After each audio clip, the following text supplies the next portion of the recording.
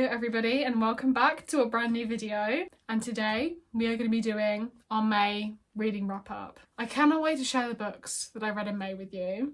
I read some good ones, but honestly, overall, it wasn't the best reading month I've had, but we'll talk about it. I read a total of 13 books in the month of May. Quite a few of my physical TBR, which is rare. Usually I'm just a Kindle girl, but we did well. The physical TBR did well this month, and I'm proud of myself. It's mostly just filming these videos. It's forcing me to read my physical TBR more, which is a very good thing. Very good thing. I think we're just going to jump straight into it. I'm going to stop dilly-dallying, stop chatting, because let's be honest, when I start talking about these books, I will ramble like there's no tomorrow. First book I read in May was One Last Shot by Betty Keowett. This was an arc that Penguin sent to me. I read this in my reading arcs video that I filmed, and I ended up giving it a 4-star. This is very much a beach read, a really strong summer read, and definitely a book you should be reading this summer. I would say it's definitely that mix of emotion, summer vibes, cute squealing, kicking your feet moments, and it was like a second chance romance, friends to lovers vibe, which honestly I can eat up any day of the week. It was one of those books that touches your heart at the time, but it's not life-changing. You're not going to be thinking about it. And for me, that's the definition of a perfect summer read, is a book you can read and then just move on from, like when you're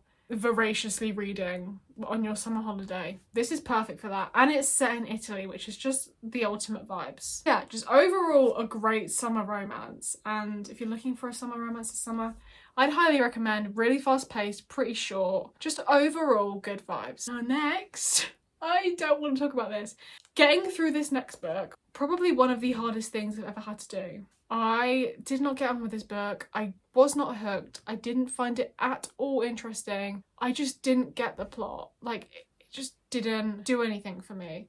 And it is The Hunting Party by Lucy Foley. I've heard people really like this. For me, it was just nothing happened. And it was boring, and this just had no plot, and I just didn't enjoy it one single tiny bit. I gave it a 1.5. I can't even say much more than that. The ending wasn't particularly twisty. There wasn't a big plot twist as such. Wasn't necessarily predictable, but it was just lackluster, and there were almost too many characters, and I was just confused, and this just wasn't for me. And I'm kind of sad because I picked this up in the charity shop literally because I read the blurb and I thought it sounded so interesting.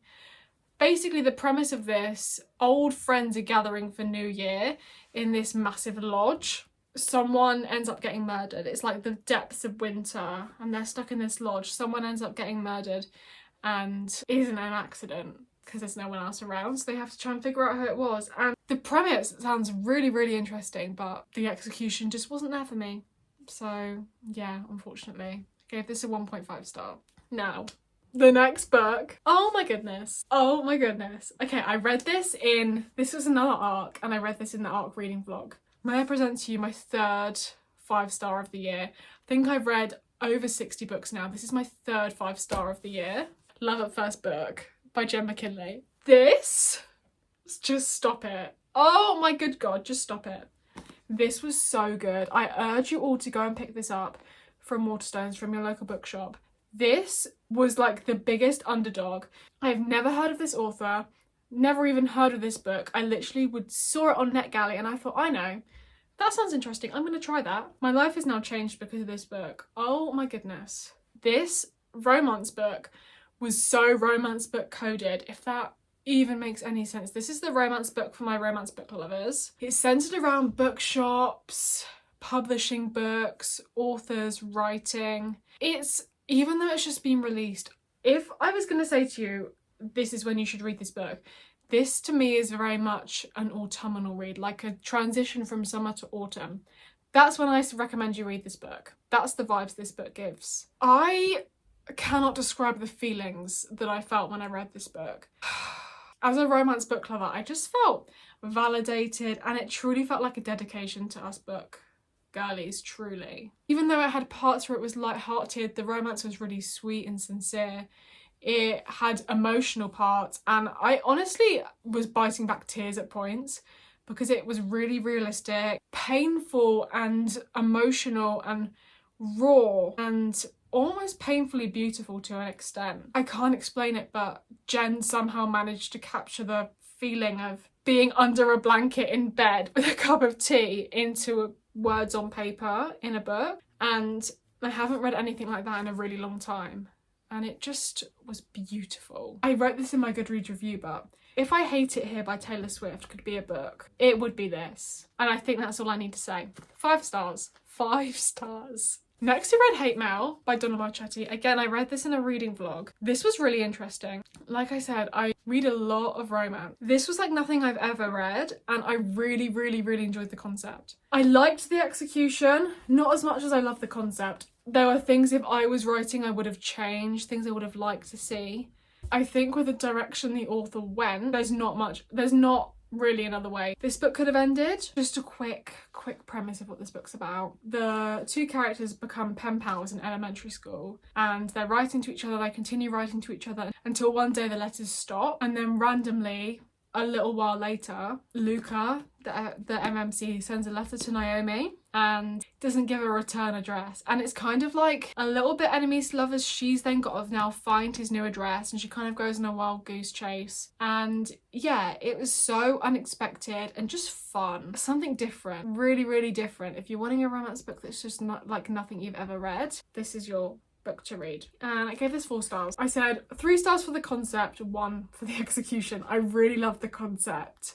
I just would have liked to see it go a slightly different way, but I really enjoyed this book. Next we have The Stolen Heir by Holly Black. This is the duology, the spin-off duology that follows the Folk of the Air series. Didn't love the Folk of the Air series. Honestly, it was fine. It was okay. It was kind of just too much fantasy for me, not enough romance. And I knew going into this would likely be the same sort of thing. It was fine. Nothing special. I will be reading the next one. I just crave more romance in these books, and I'm always waiting for something that never comes, you know? My Goodreads review comment is, just not entirely sure I can swoon over an MMC that has hooves. And I feel like that's all I need to say about this book.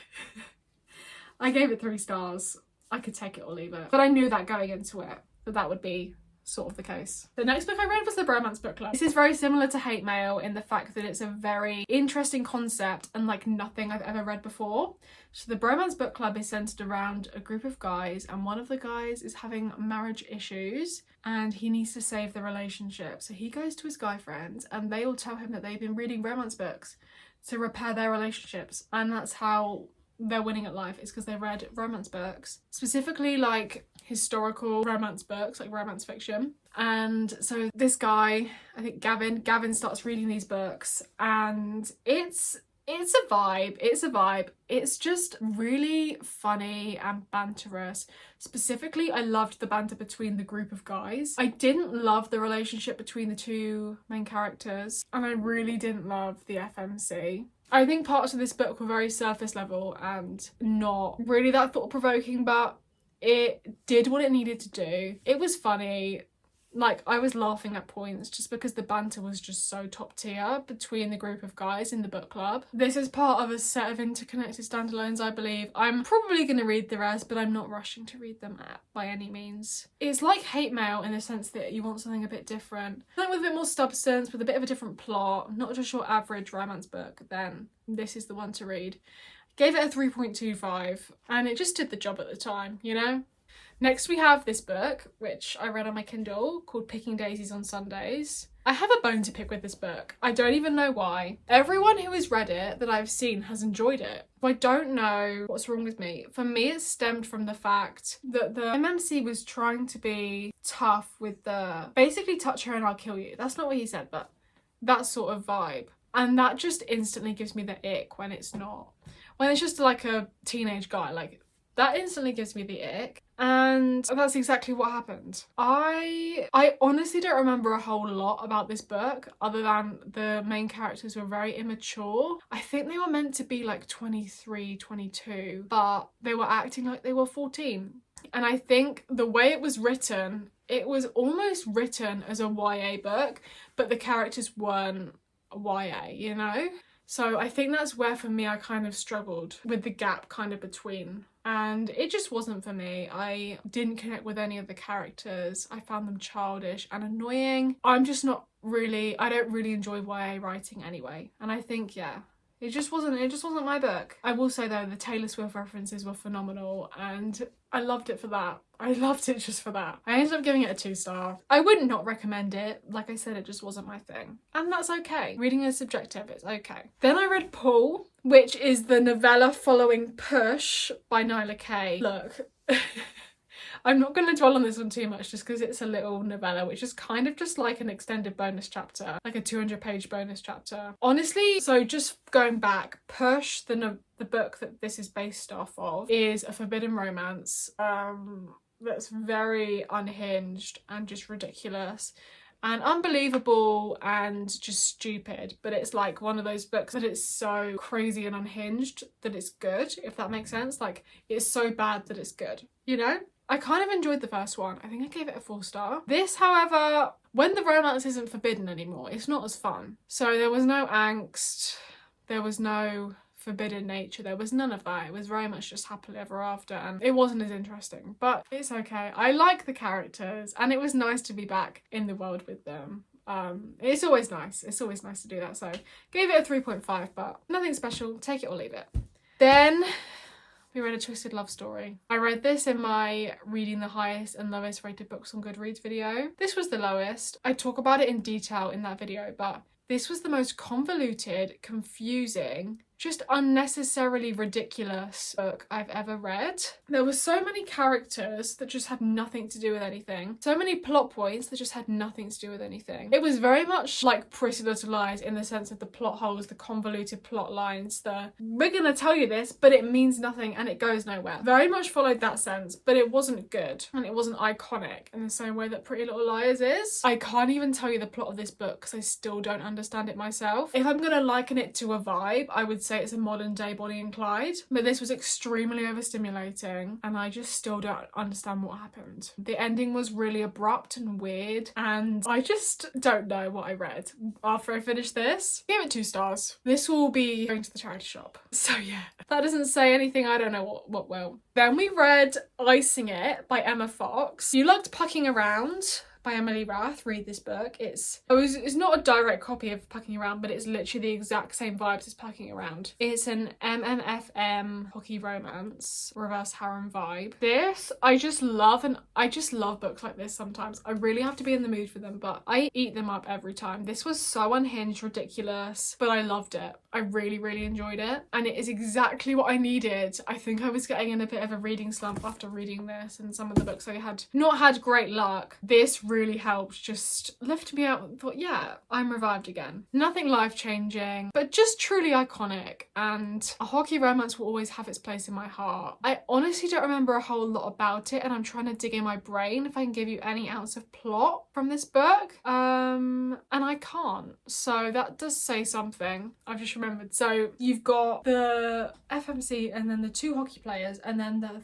third is the hockey player's coach. But there's not really a plot. There isn't in a book like this usually, but it's just sports romance vibes and I choose RH situation. And like I said, I have to be in the mood for it, but they do cure my reading slumps without fail pretty much every time. And I gave Icing It a 3.75 stars. Next we read The 7-Year Slip. This was an anticipated 5-star read for me, which was part of my problem. Unfortunately, it was not. I ended up giving it a 3.75. I think part of the issue was I had preconceived expectations and I just didn't. And they just didn't live up to them. And that made me kind of upset. I really, really liked this book.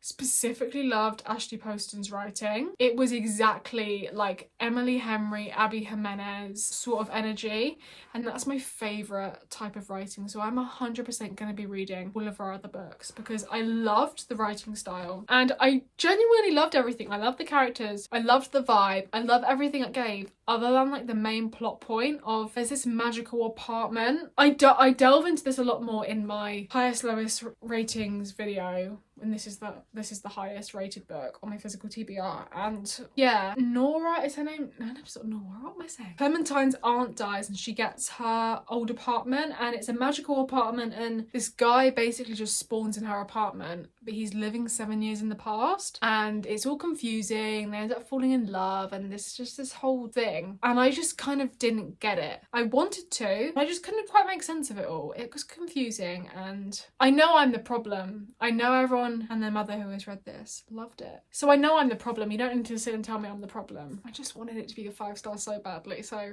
I'm upset about that, naturally, but I gave it a 3.75. What's a girl gonna do, in the words of Taylor Swift?